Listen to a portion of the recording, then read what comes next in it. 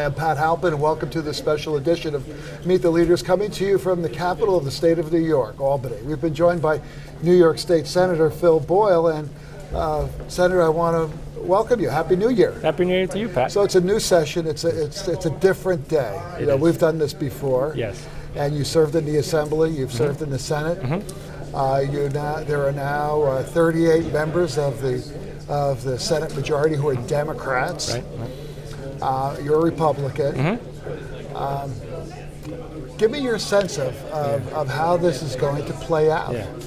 Well, I think the important thing for the new Democratic majority in the Senate is that they remember the suburbs in upstate New York. I know that some of us have been concerned that if New York City Democrats took over the entire agenda, obviously the governor's from New York City, the Assembly Speaker, and the majority of the Assembly is from New York City. The Senate is very important. It's always been, as you know, a bulwark for the suburbs and for upstate. And I think that as long as they keep a moderate agenda, it'll be fine. They were in charge 10 years ago for a couple of years. It didn't work out well at all, and we don't want to go back to those days. No, it was a disaster. A disaster for the Senate Democrats, a disaster for the state, and it ended quickly. It didn't end well for them. Right. Yeah, hopefully they're smart enough, and I get the sense that they are. The new leader, Andrea Stewart-Cousins, comes from the suburbs. She's reminded the governor of that from time to time. I am from the suburbs. Yes. And if she's not going to be part of something like that. Right. If she has anything to do with it, she has a lot to do with it. Yeah, and I get that. What sense. is she like? She's a tremendous woman and a tremendous leader. I think she's going to do great things. It's a historic day. It's the first woman who's the Senate Majority Leader and the first African American, so we're all very proud of her today and happy for her.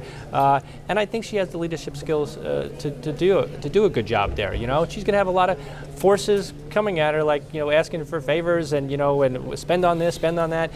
She needs to keep to her suburban roots and fiscally moderate roots or conservative roots even. If she does that, she's going to do a great job. And obviously, we all know there's going to be a quick number of social bills that have come up. Fine, that we'll debate those and have votes on those. But it's the spending that's going to be the key for their majority and for our state. Well, and over the years, the majority of Democrats in the Assembly would send bills over to the Senate knowing that they were going to be killed. That's right. So they put a bill in there, single payer, Medicare for all at the New York State level.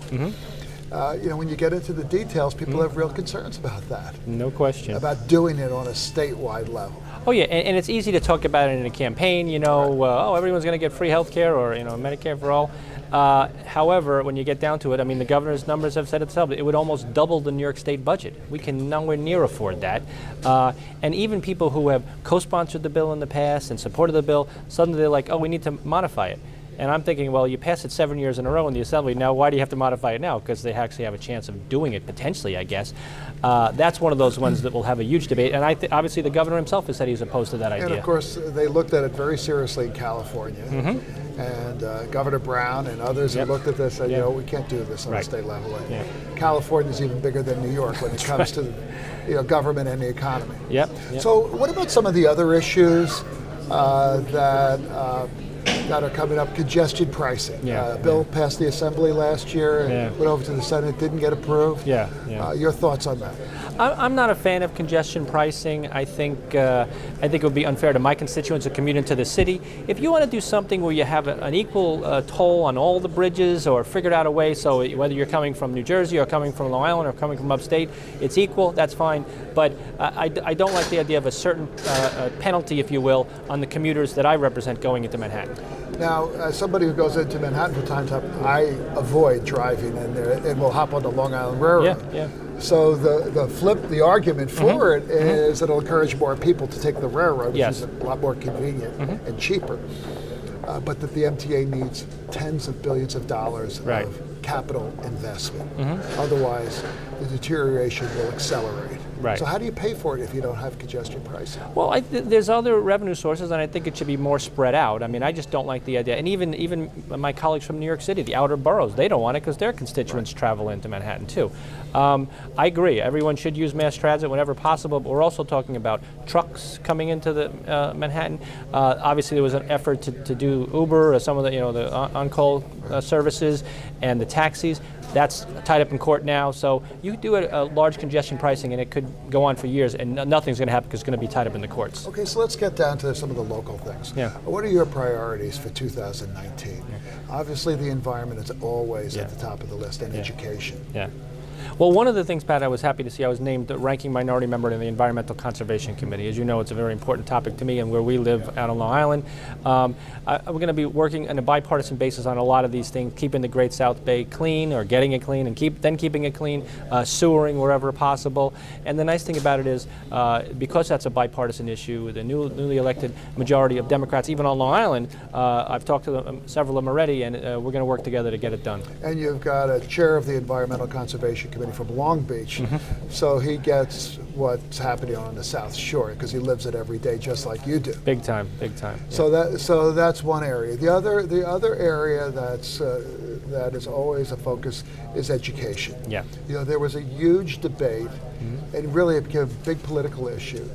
This past election, having to do with Common Core, linking the results of Common Core tests to teacher evaluations. Obviously, the teachers union and others vigorously opposed anybody that didn't agree with them, which was to delink all of that. And frankly, they put a lot of money in against Republican senators just for that reason. Yes.